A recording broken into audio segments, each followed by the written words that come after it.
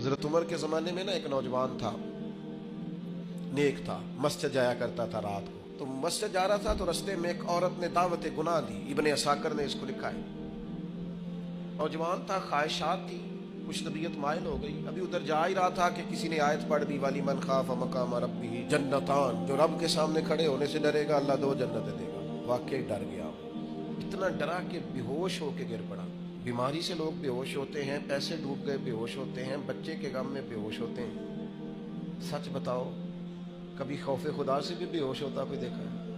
ہمارے ہاں تو روز مرہ ہی نہیں ہے بھائی. اور بڑی باتیں ہیں بے ہوش ہونے کی، ڈرنے کی، غش کھانے کی. بے ہوش ہو کے گر پڑا. بوڑھے باپ کو کسی نے بتایا بچہ بے ہوش پڑا ہے، اٹھا کے گھر لائے. گھر لا کے کہا بیٹا کیا ہوا؟ نوجوان ہے، چڑھتی جوانی ہے پر پاکیزہ بڑی ہے.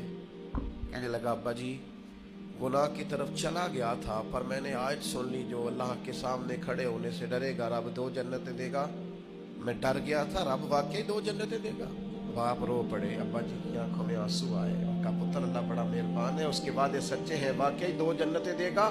اس میں پھر ایک چیخ ماری اور اس طرح کی ماری کہ اس کی روح ہی پرواز کر گئی. صبح حضرت عمر کو پتہ چلا کہ انہوں نے تو رات جنازہ بھی پڑھ دیا، تدفین بھی کر دی. جناب عمر فرمانے لگے اتنا نیک نوجوان خوف خدا سے دنیا سے چلا گیا، مجھے کیوں نہیں بلایا میں جنازہ پڑھتا.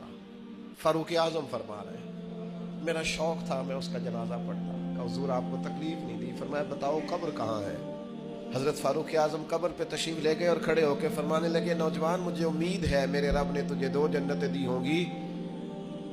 ابن عساکر کھول کے دیکھو تاریخ بغداد نے کیا لکھا ہے. حضرت سیدنا فاروق نے فرمایا امید ہے 2 جنتیں دی ہوں گی. قبر کے اندر سے بولا، قبر کے اندر سے بولا. کہنے لگا حضور امید والی بات نہیں، رب کے وعدے سچے ہیں، اس نے واقعی مجھے 2 جنتیں عطا فرمائی.